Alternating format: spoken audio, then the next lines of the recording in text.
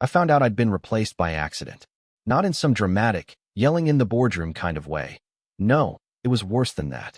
I found out because someone forgot to remove my access from the server I built. My name's Nate Kessler, and for 11 years, I was the senior security architect at a firm called Signatech Solutions.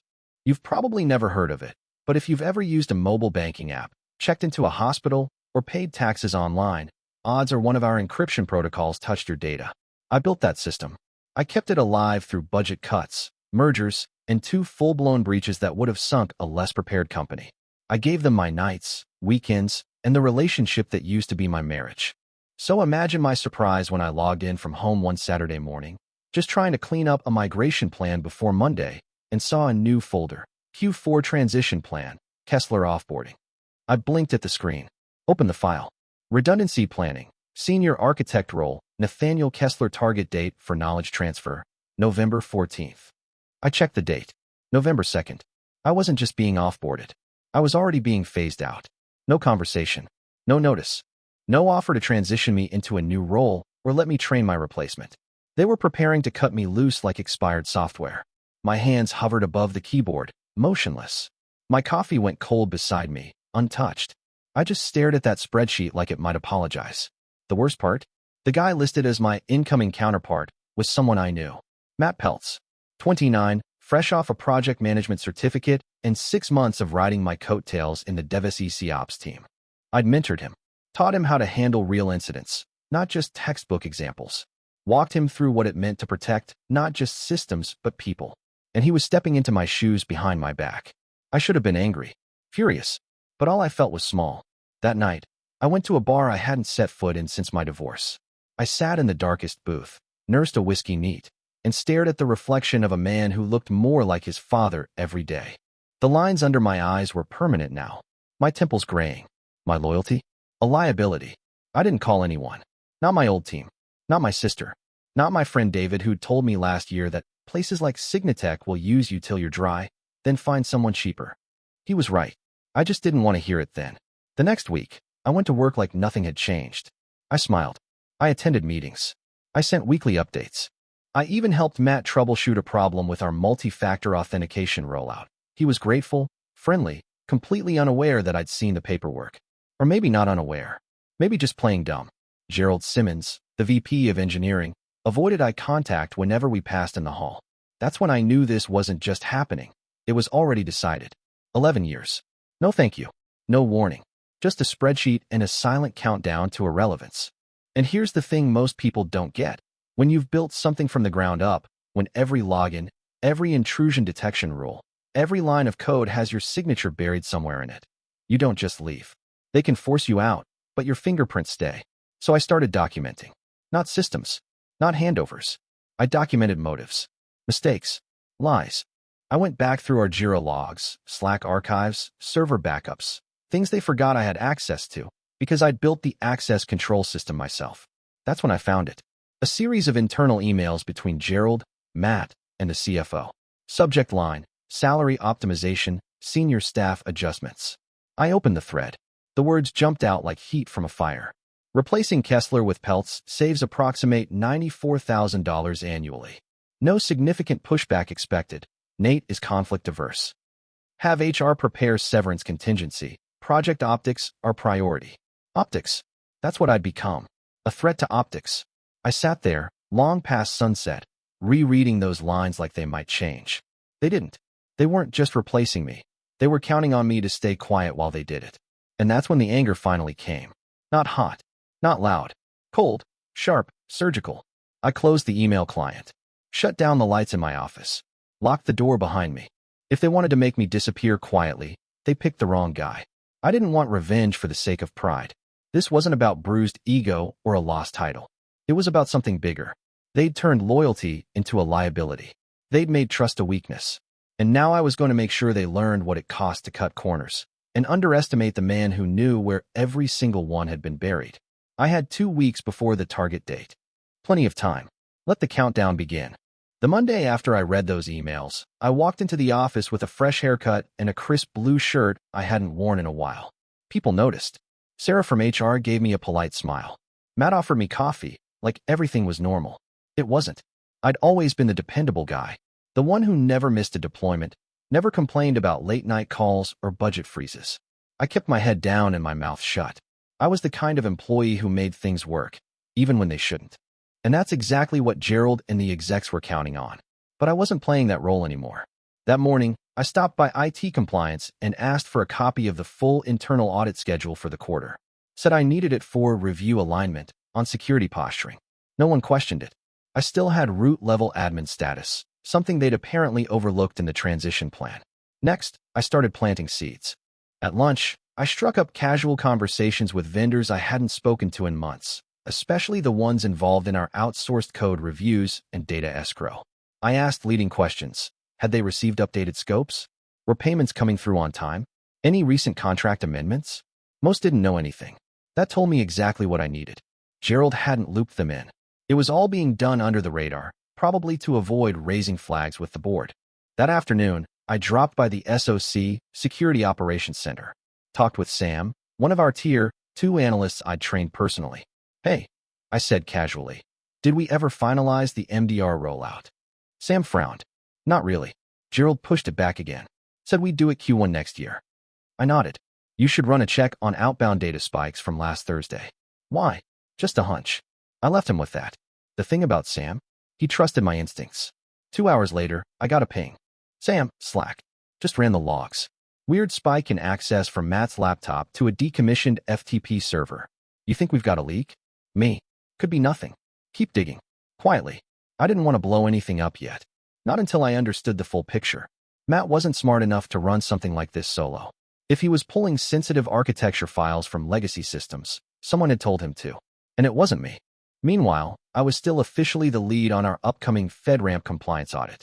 I knew for a fact that we weren't ready. Documentation was a mess.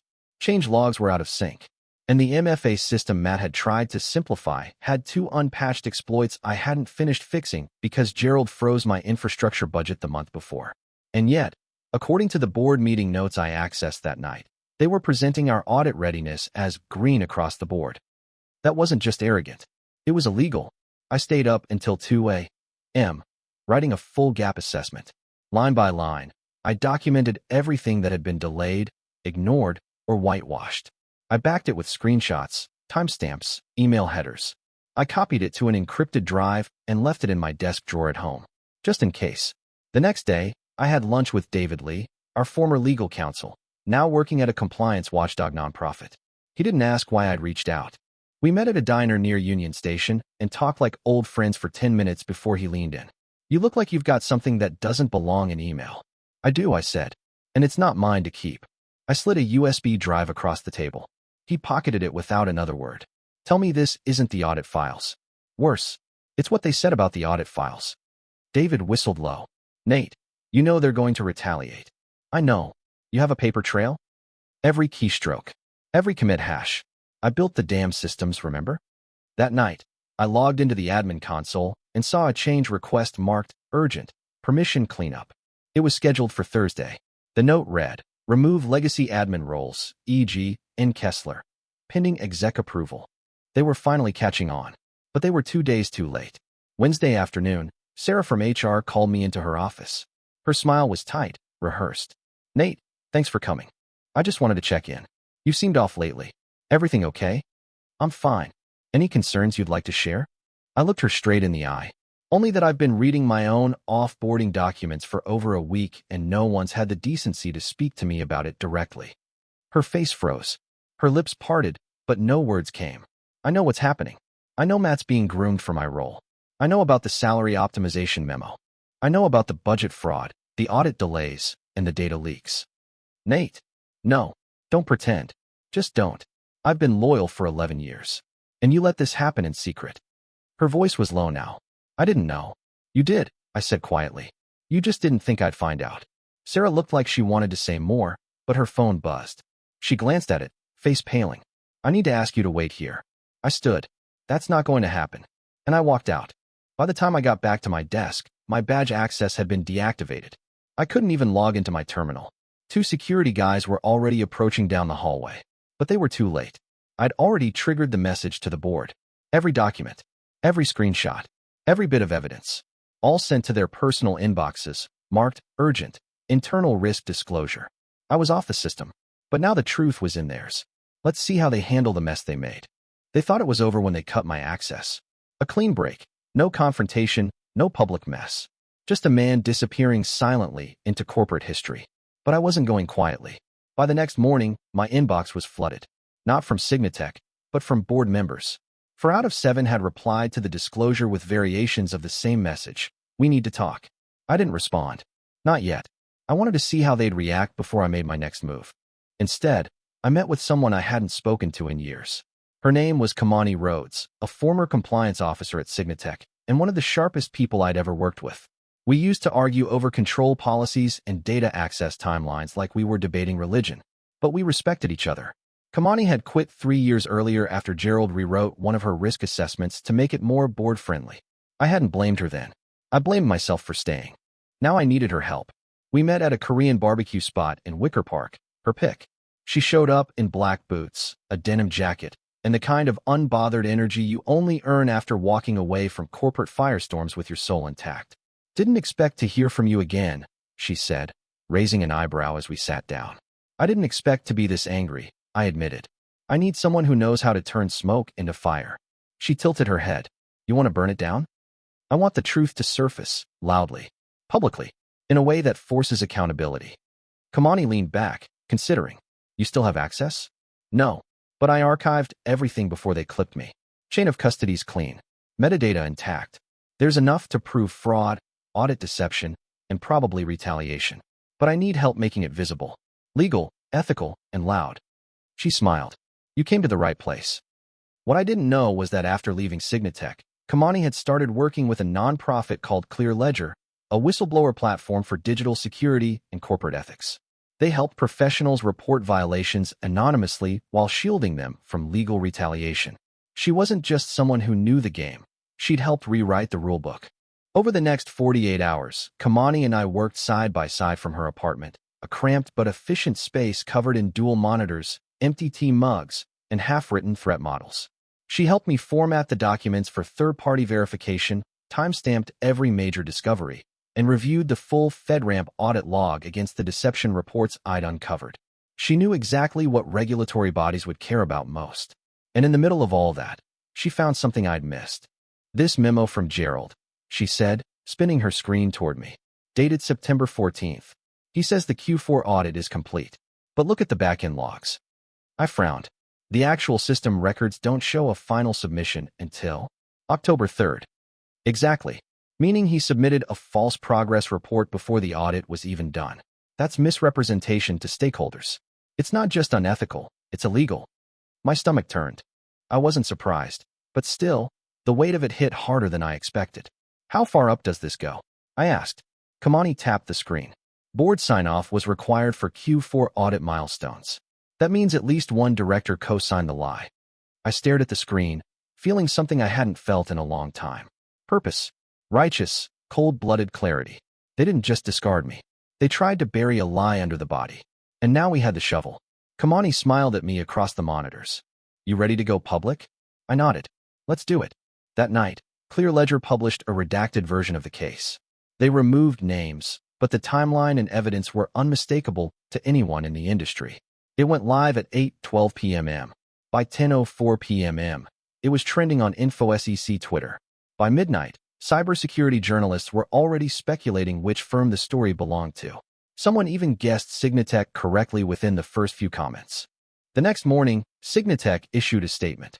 We are aware of an anonymous report alleging audit misconduct and are conducting an internal review. Corporate translation, panic mode. But the real chaos started when Kamani sent the full unredacted file directly to the FedRAMP compliance office and CC'd the Office of the Inspector General. By Friday, I got a call from someone I never thought I'd hear from again. Mark Rutledge, former co-founder of Signatech. He'd left 5 years earlier after Gerald maneuvered him off the board. We hadn't spoken since, but he was still listed on the company's original patent filings. Nate, he said, this whole damn company's on fire. I'm hearing board infighting, HR leaks, outside counsel scrambling. You holding the match? I didn't answer. Mark chuckled. You always did play the long game. What do you want, Mark? I want back in. Excuse me. I've been watching from the sidelines too long. You cracked this thing open. Now I want to help you finish it. I don't need investors. I'm not offering money. I'm offering leverage. I still own 4% of the original IP portfolio. The patents that run Signatec's core encryption protocol, I helped write those. If they violated federal disclosure requirements during audits while using tech tied to my name, I have grounds to sue. Hard. I was silent for a long time. You serious? As a heart attack. But I want one thing in return. What's that? You make it personal. I frowned. It is personal. Not like that. I want Gerald's name on the report. No hiding behind executive misconduct. I want the people who buried my company and destroyed your job to burn in the sunlight. I nodded slowly. Deal. That night, I stood on the roof of Kamani's apartment, looking out over the grid of city lights. My phone buzzed constantly. Reporters, lawyers, ex-employees with stories of their own. The story had legs now. It wasn't just about me. It was about a system built to protect the wrong people. Kamani joined me with 2 beers in hand. You sure you're ready for what comes next? She asked. No, I said honestly. But I've never felt more alive. Because now it wasn't just revenge. It was justice in motion.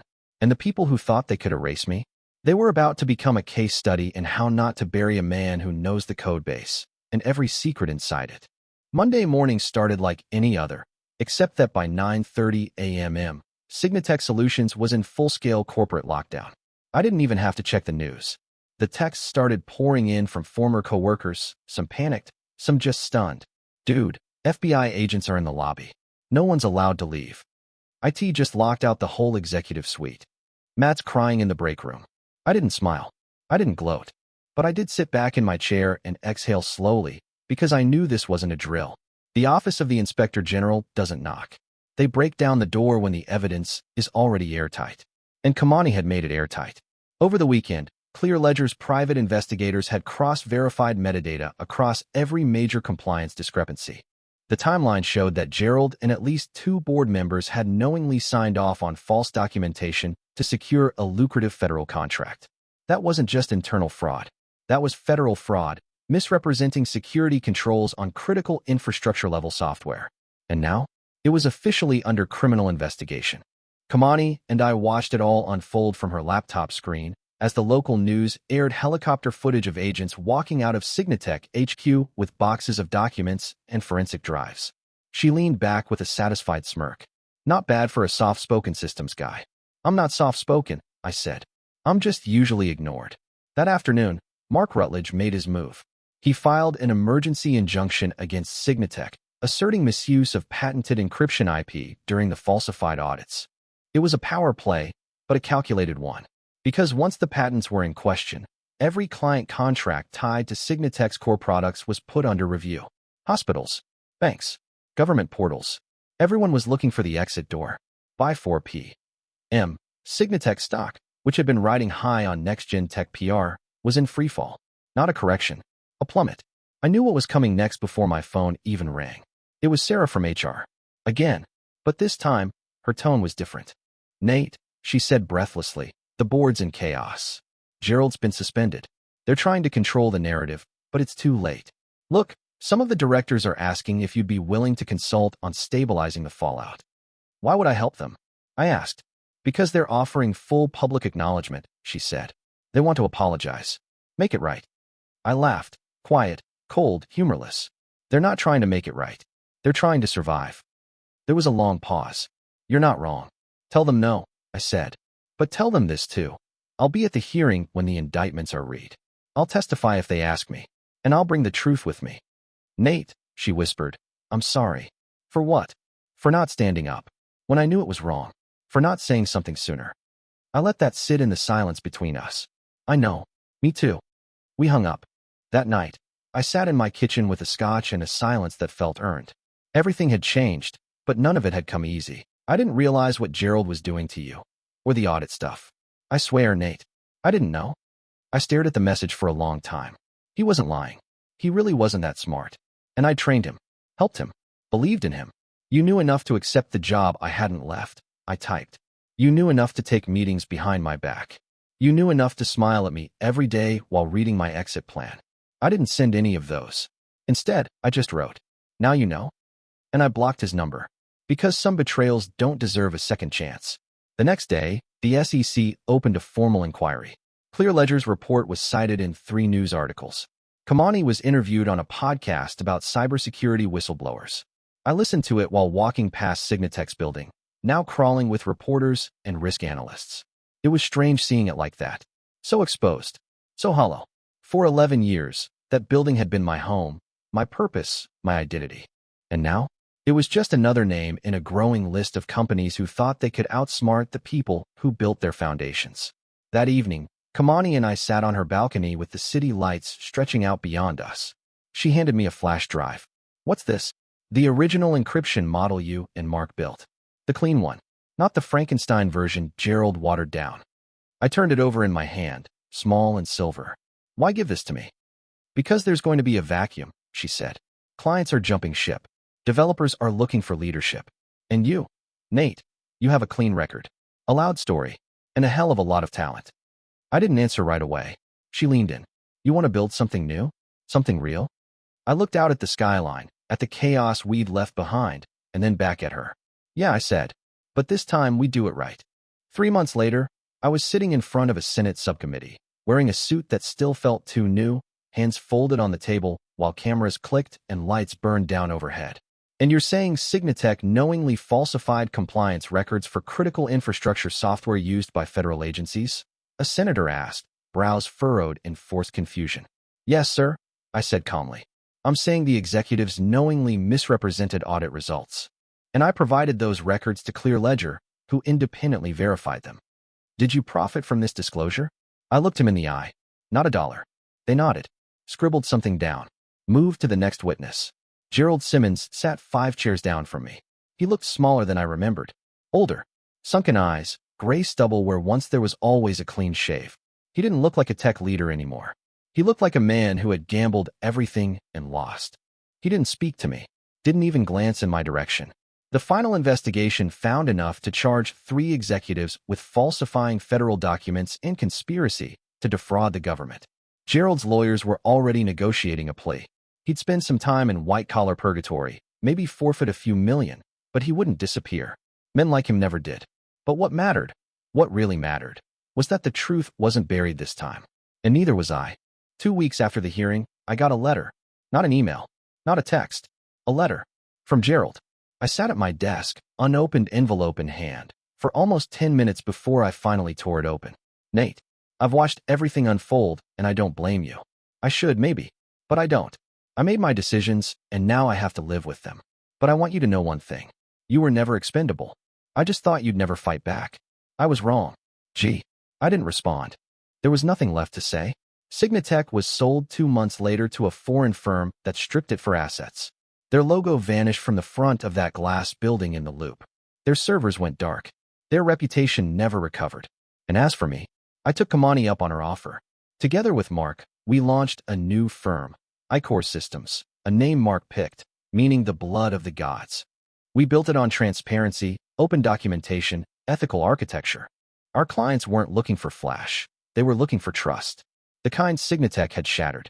I hired Sam from the old SOC team. Brought in 3 engineers who'd left during the fallout. We built everything from scratch. No backdoors. No shortcuts. No nameless spreadsheets plotting someone's exit. And as we grew, something unexpected happened. Whistleblowers from other companies began reaching out. People with their own stories. Their own truths waiting to be heard. So we launched a separate initiative within iCore, part compliance service, part digital ethics forum. A place where people like me, like us, could come forward safely. We called it the mirror. Because sometimes, what breaks a system isn't a virus or a breach. Sometimes it's the reflection of what it's become. One evening, almost a year after the first disclosure, I was cleaning up my desk when Matt's name popped up in a LinkedIn notification. Matt Pelt started a new position, Tier 2 engineer, junior analyst, contract. Not leadership, not executive, not even permanent. He'd fallen just far enough to understand. He never contacted me again. And yet, that night, I sat in my apartment with a drink in hand and asked myself the question I hadn't dared ask before. Did I go too far? Was there a moment, any moment, when I could have stopped, accepted the corporate slap to the face, and walked away with my pride intact, but the company still standing? Maybe. But then I remembered the spreadsheet. No significant pushback expected. Nate is conflict averse. And I remembered how it felt to read those words, like a death sentence dressed in polite fonts. So no, I didn't go too far. I went far enough. Because some people only understand boundaries when they're backed by consequences. Some institutions only change when the people they underestimate stand up and speak, not in rage, not in revenge, but in clarity. And the man they thought would stay quiet? He wrote everything down and told the world,